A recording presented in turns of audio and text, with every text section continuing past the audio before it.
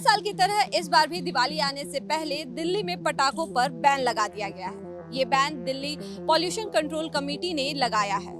लेकिन सवाल ये खड़ा होता है कि क्या इस बैन का कोई असर दिखेगा या हर साल की तरह इस बार भी दिवाली के मौके पर दिल्ली पटाखों से गूंज उठेगी।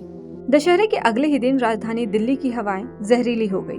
रविवार को दिल्ली का AQI रेड जोन में दिखा, जो कि खतरे के निशान तक पहुंच चुका है।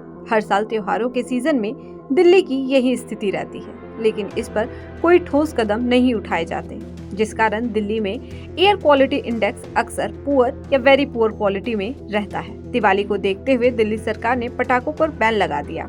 ये बैन 1 जनवरी 2025 तक के लिए लगाया गया है। सर्दियों के मौसम में बढ़ते प्रदूषण को देखते हुए दिल्ली सरकार ने ये बैन लगाया है।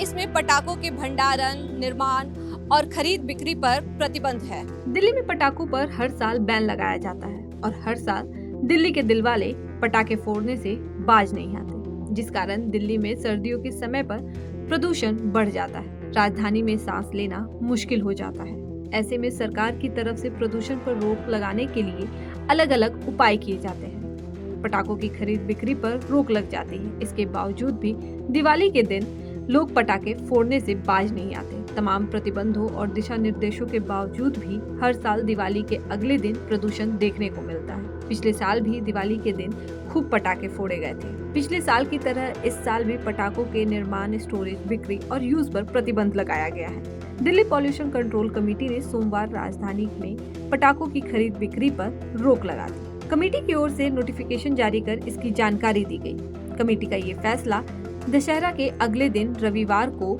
दिल्ली का AQI रेड जोन जाने पर लिया गया है। दिल्ली से सटे नोएडा, ग्रेटर नोएडा और गाजियाबाद में भी प्रदूषण का स्तर रेड जोन पार कर चुका है, जिस कारण दिल्ली पॉल्यूशन कंट्रोल कमेटी ने ये फैसला लेते हुए पटाखों पर बैन लगाया है। सोमवार सुबह दिल्ली के आनंद विहार का AQI 307 मापा गया।